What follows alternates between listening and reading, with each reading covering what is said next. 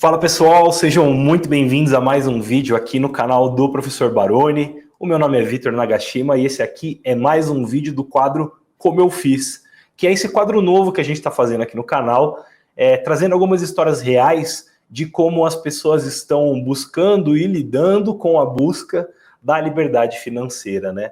A liberdade financeira, que é esse conceito que a gente vem trabalhando, não é necessariamente a gente ter todo o dinheiro do mundo, mas é a gente ter o poder de escolha sobre a nossa própria vida, né? A gente poder ter um pouco mais de liberdade, não estar preso só naquela rotina, naquele ciclo de ganhar dinheiro, gastar dinheiro e não consegue muito sair do lugar. E a gente sempre, a gente pode explorar a teoria de N coisas, né? Então, por exemplo, vocês já viram um vídeo da Rosi lá, que vendeu um imóvel, né, e teve um montante grande ali para investir de uma vez. Então, a gente pode criar 1000 teorias aqui na cabeça, só que no final das contas, ter uma pessoa que viveu essa situação é algo que vai agregar muito mais aqui na nossa discussão, né? Hoje eu estou sozinho aqui no estúdio, porém, junto comigo, eu recebo aqui com muito prazer o Bruno. Fala, Brunão, beleza? Como é que vai, Vitor? Tudo certo? Um abraço para você, para o pessoal aí ligado no canal do Professor Baroni. Estamos aí para falar um pouquinho sobre os FIIs e essa importância, né, do mercado imobiliário e da gente buscar essa tão sonhada liberdade financeira. Legal, muito obrigado aí por ter aceitado o nosso convite, por estar fazendo parte aqui. E, Brunão, vamos começar da seguinte forma: conta pra gente, me fala a sua idade, há quanto tempo você investe e como que foi esse gatilho, esse estalo para você começar a investir, pensando ali na sua carteira previdenciária, né? Pois é, Vitor, eu sou jornalista, né? Eu moro aqui em Juiz de Fora, Minas Gerais, tenho 35 anos e eu sempre tive um perfil mais poupador, aquele cara que sempre termina o mês superavitário, que tenta guardar uma grana. Só que faltava, de uma certa maneira, apesar de eu ter educação financeira do ponto de vista de ser um poupador, né, de ter esse perfil, faltava saber onde investir bem, né, porque a gente é criado numa espécie de educação que tudo é poupança, que tudo é CDB de banco grande, e comigo não foi diferente, né? E eu tive uma figura na minha vida muito importante para ser esse poupador, esse cara que tinha essa preocupação em ter dinheiro que sobrasse para guardar no final do mês, que foi a minha avó. Né? Minha avó se chamava Laura, ela faleceu em 2016, mas durante toda a vida, mesmo ela sem ter empregos que pagassem ela muito bem, né? Ela era servente de escola, era concursada, ela estudou só até a 4ª série, mas ela tinha uma inteligência financeira que eu sempre me situei, me moldei bastante nela. Ela é uma pessoa que trabalhava, como eu disse, em escola, mas buscava renda extra como lavadeira e sempre juntava, guardava esse dinheirinho no final do mês. Como ela era nascida, né, em 1927, né, cara, então hoje ela teria quase aí 100 anos, né, mas viveu 88, viveu bem. Ela juntou dinheiro durante todas essas décadas e começou a construir os imóveis. E na época era muito mais barato, né, construir imóvel.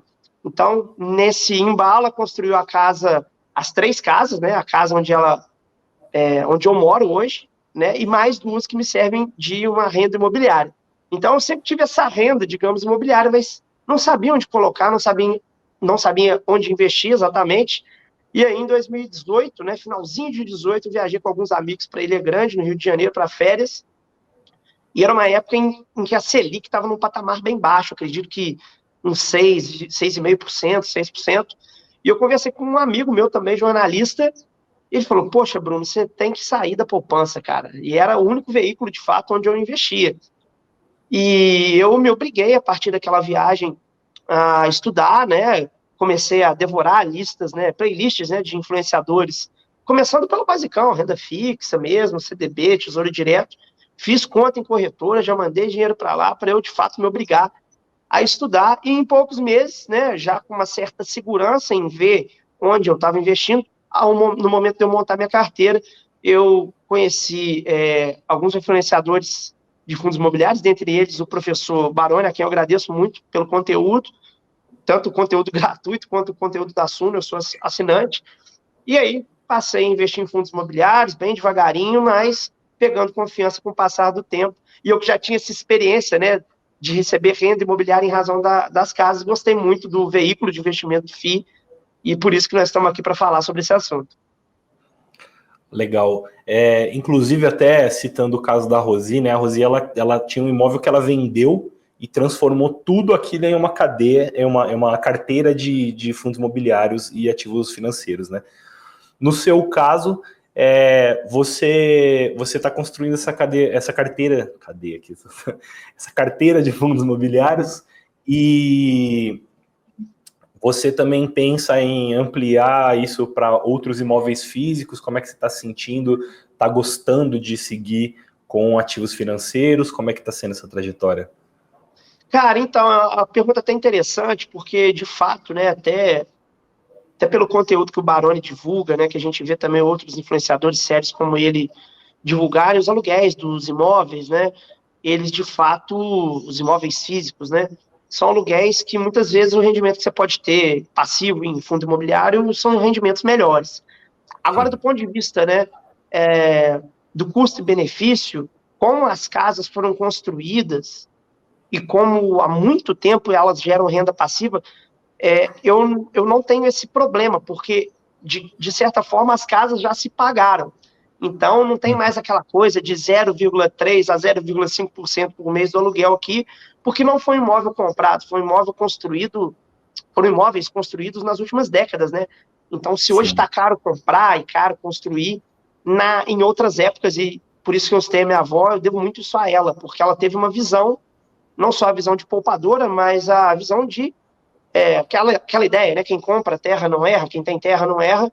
E ela fez isso numa época financeiramente muito favorável, que é muito diferente de hoje. Então, além desse fator, né, do custo, né, de aquisição e de construção, que hoje é muito maior e na época era muito menor, e hoje os aluguéis me satisfazem desse ponto de vista, tem a questão também que eu moro numa casa em cima, né, que é uma das casas construídas por ela, e os imóveis alugados estão embaixo e nos fundos. Então, eu não tenho, de certa forma, vontade de me desfazer deles, porque estão no bloco da minha casa, de repente eu Tem uma venda. proximidade, assim, né? Você sabe o que está acontecendo nesses imóveis, né? Pois é, e assim, de repente a gente vende para uma pessoa que tem outros planos, e, pô, tá no fundo, tá nos fundos da sua casa, ou embaixo da sua casa, e acaba te prejudicando. Então, é uma maneira também de eu ter um certo controle da minha própria casa, manter essa renda passiva, esses aluguéis, né? E até por uma questão afetiva também. Isso também entra na conta. Principalmente por ter ajudado a construir o patrimônio. Então, eu penso em ampliar a minha carteira de fundos imobiliários, penso em manter os imóveis físicos que eu já tenho, mas não penso em adquirir novos imóveis físicos, porque, de fato, hoje, o custo-benefício para você fazer isso, e já que eu já tenho dois que eu coloco para aluguel, eu não tenho, eu prefiro aplicar esse capital em outros ativos geradores de renda, os fundos imobiliários, o principal deles, também ações pagadoras de dividendo. Então, uma carteira na qual eu estou muito confortável, estou novo ainda, então a ideia é sempre ir aplicando e construindo mais, e basicamente não penso em comprar ou construir novos imóveis. Lógico que a vida é dinâmica, a gente pode mudar, mas hoje eu não tenho essa ideia. E até uma coisa interessante, né, que a gente vai falar um pouquinho mais sobre isso, mas a gente está num momento ali que os fundos eles estão bem descontados, e como é que a gente interpreta isso, né, que é um momento que a gente consegue comprar renda barato. E eu diria que esses imóveis que a sua avó construiu ali em um momento que a construção civil, o preço dos loteamentos, o preço do terreno, era tudo mais acessível, mais barato. Na verdade, o que ela fez, ela comprou uma renda num valor muito em conta, que para hoje em dia, para você, esse spread, essa diferença, ele é tão grande que praticamente você pagou R$0 e está ganhando essa renda aí, né? Então, como se ela tivesse aproveitado um momento de bolsa em crise, sem aportar em renda variável. Foi o que ela fez, né? E, obviamente, que ela, até pela falta de conhecimento dela, né, porque teve pouco estudo, pouca instrução, ela não sabia que isso, por exemplo, hoje estaria como está, ou não poderia desconfiar. mas de fato foi uma grande oportunidade, não só dela, mas de todos que aproveitaram aí a segunda metade do último século para investir em terrenos, né, em imóveis. Você vê que tem muitos idosos que têm 5, 10 imóveis e que assim construíram esses imóveis gradativamente, sem serem absolutamente assim, milionários, né, grandes caras, pessoas, né, que tinham grandes fortunas, né, mas aproveitaram um grande momento histórico de mercado e que dificilmente vai se repetir, né? E deixa eu perguntar uma coisa, Bruno. Hoje em dia, essa sua renda proveniente da sua carteira de investimentos ali, dos fundos imobiliários, essa renda ela já cobre todos os seus custos? Como é que está essa relação aí? Bom, a renda, se eu colocar só a renda dos fundos imobiliários, ela paga basicamente 70% do meu custo mensal. Só que a minha carteira de investimentos ela tem mais rendimentos em razão também de eu aportar bastante em pagadores de dividendos, né? A minha pegada é realmente renda, independentemente se essa renda vem dos FIIs ou se vem das empresas pagadoras de dividendos.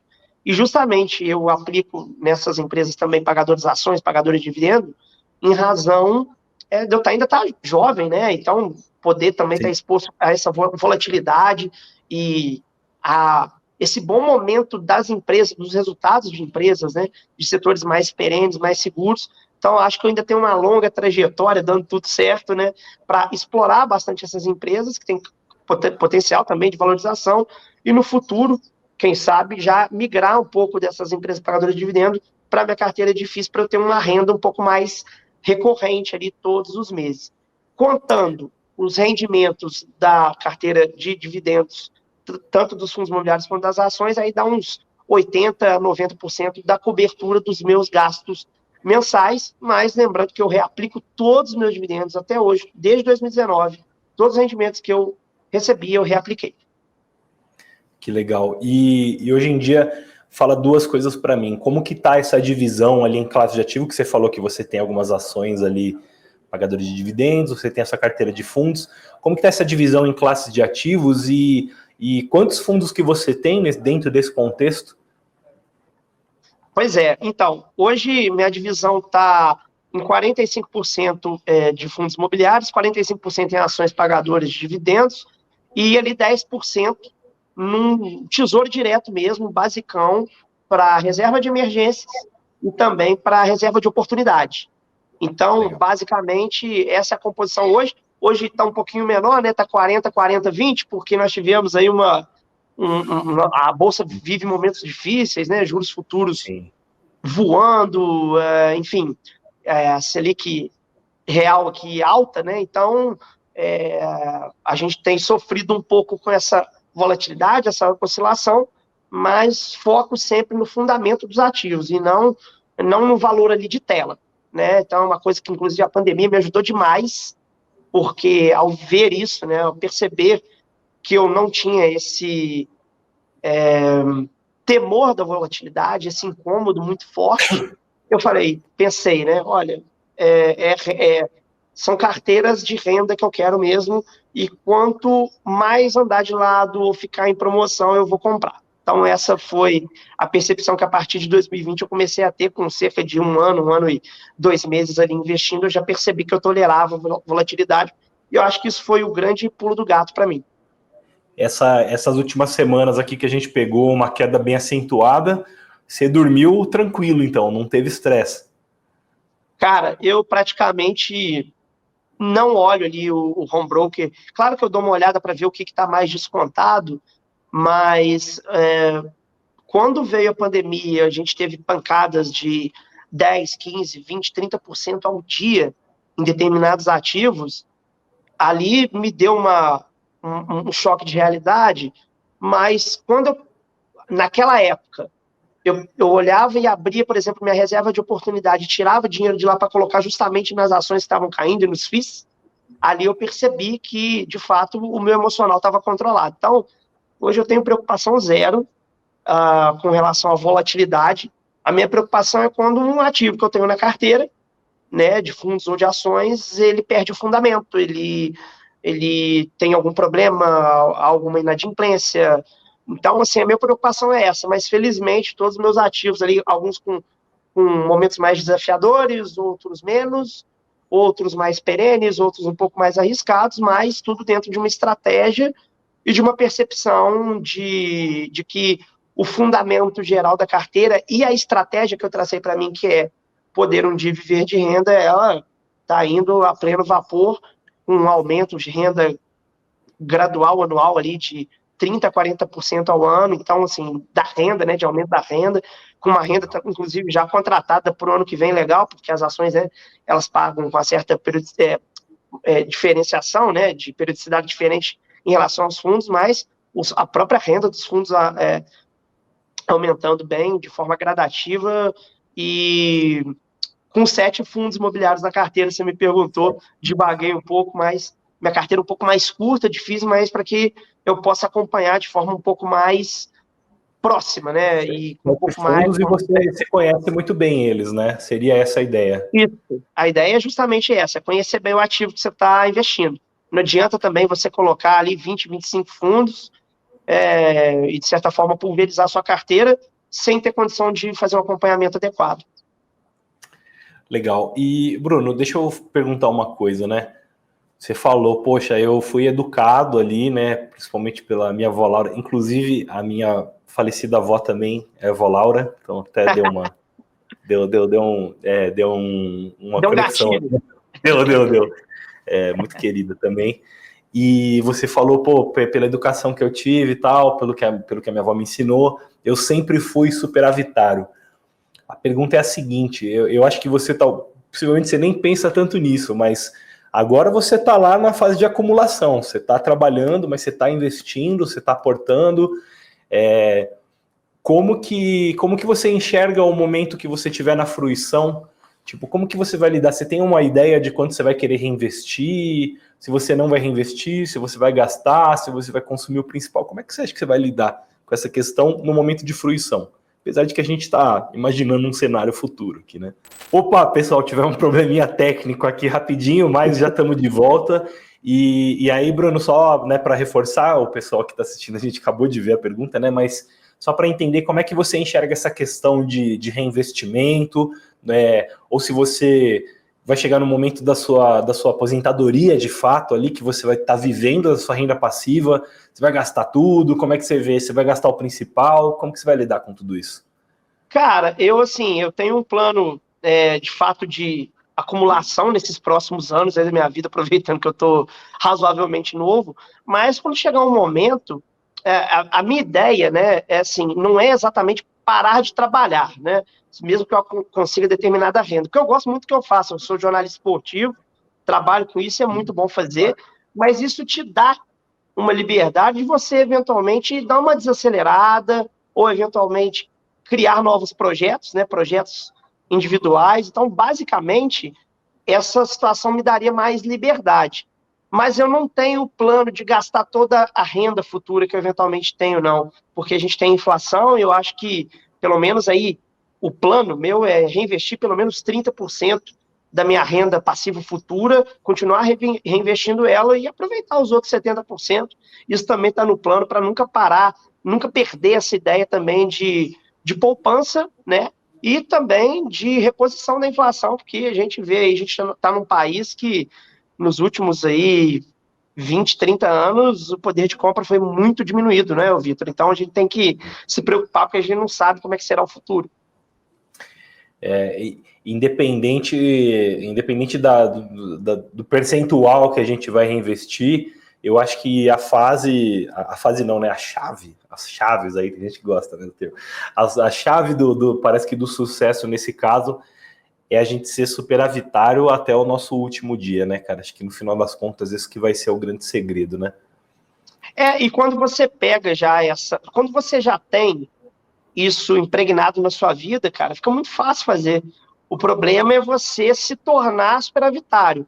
Sair das dívidas, depois ter uma educação de você conseguir se segurar ali, segurar os seus gastos, conseguir investir bem. Mas quando a sua vida é aquilo já está impregnado no seu hábito diário, de você pensar 2 vezes antes de gastar, antes de adquirir alguma coisa, você ir nos... Beleza, tem alguns sonhos que são baratos, outros sonhos são caros, mas na verdade sonho não tem muito preço, desde que você tenha condição de ter uma vida financeira saudável a partir daquele sonho que você quer realizar, e um planejamento. Então, é mais ou menos essa toada. Para quem já entendeu isso, o jogo fica muito mais fácil.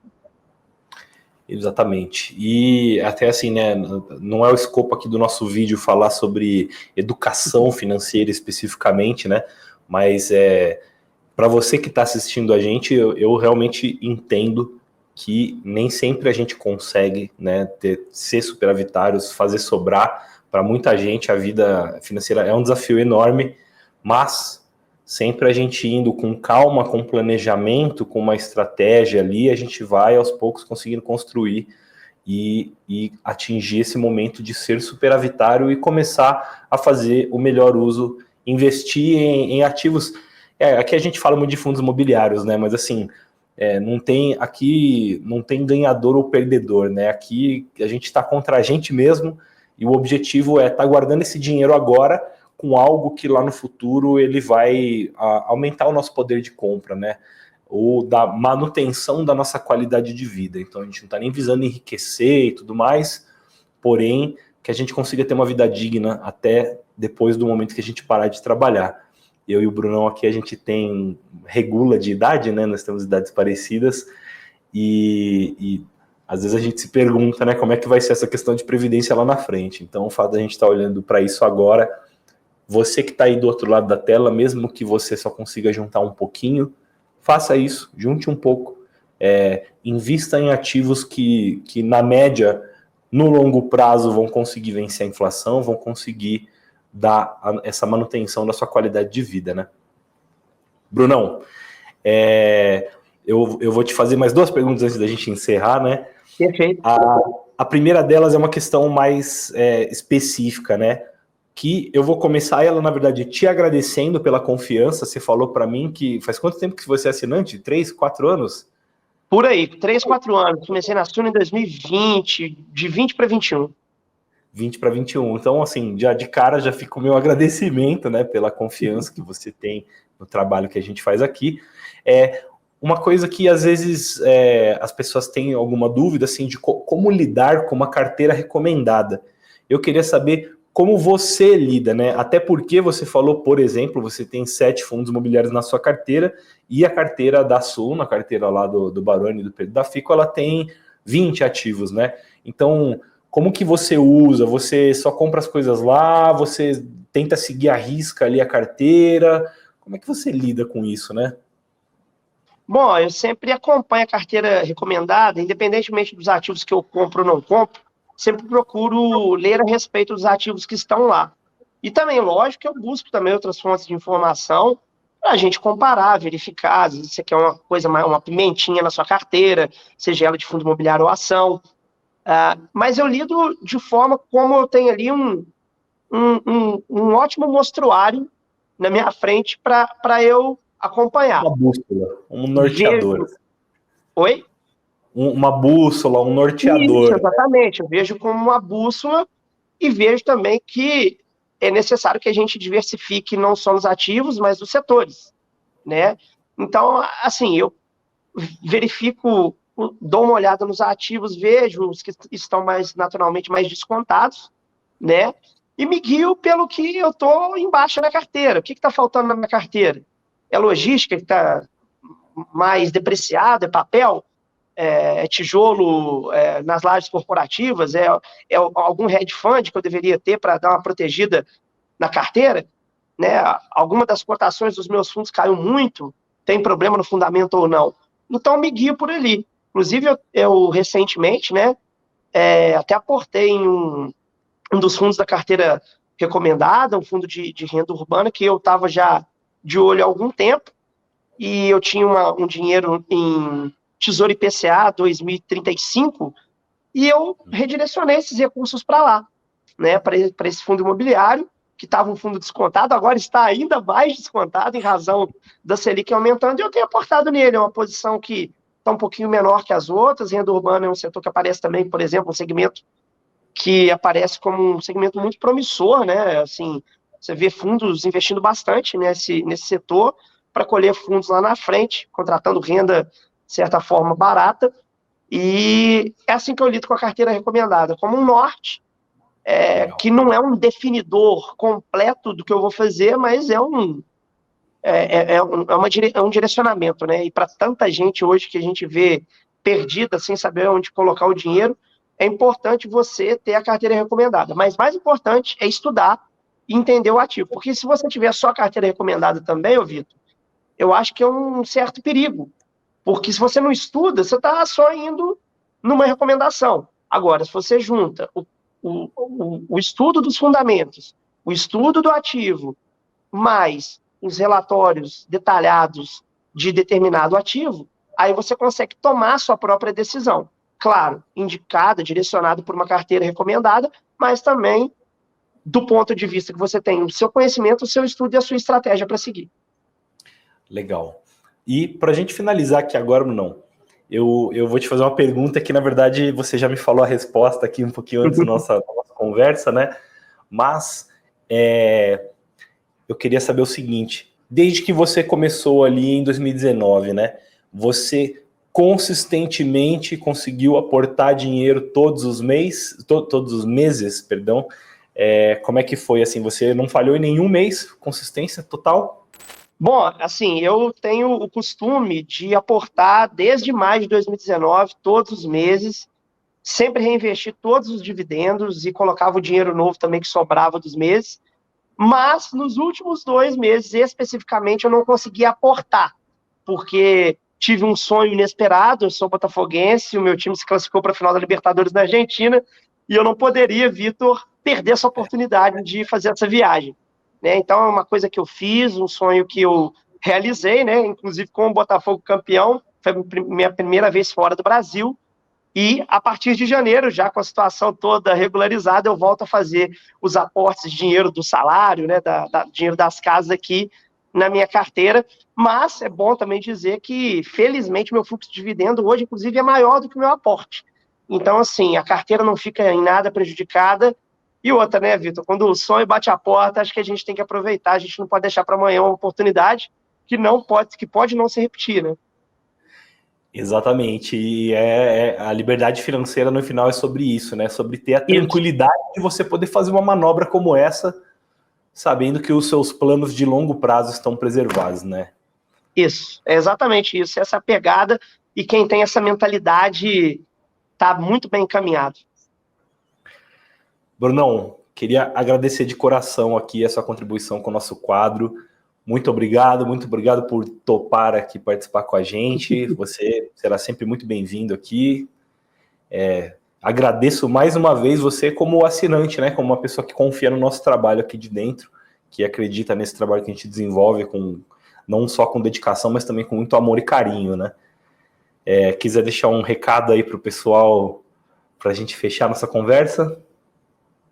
Ô, Vitor, primeiramente agradeço pela participação, queria agradecer muito também ao Baroni, aproveitar a audiência dele e parabenizá-lo pelo trabalho, pela seriedade como ele lida sempre, né, com um tema tão importante como investimento contra o fundo imobiliário, e de levar né, essa bandeira e levar conhecimento para todo mundo. E o meu recado é simples, cara, sejam poupadores, superavitários, investidores, estudem bem, invistam, porque o tempo é o maior ativo que a gente pode ter. Quanto mais cedo a gente começa, mais próspero a gente tende a ser. Então, o meu recado é: sejam resilientes, aproveitem as promoções em Bolsa de Valores, vamos que vamos. Perfeito. Pessoal, a gente vai ficando por aqui. Por favor, não esqueça de deixar o seu comentário aqui embaixo, deixe seu like. Se você não segue o canal ainda, siga o nosso canal. Tem o quadro aqui como eu fiz, mas também tem outros quadros, outras lives, outros vídeos que a gente faz, desde conteúdo mais inspiracional como este, até conteúdos mais técnicos para que você acompanhe o mercado financeiro, o mercado especificamente de fundos imobiliários. Então, agradeço de coração, Brunão, agradeço você mais uma vez e obrigado, gente. Até o próximo Como Eu Fiz. Tchau, tchau.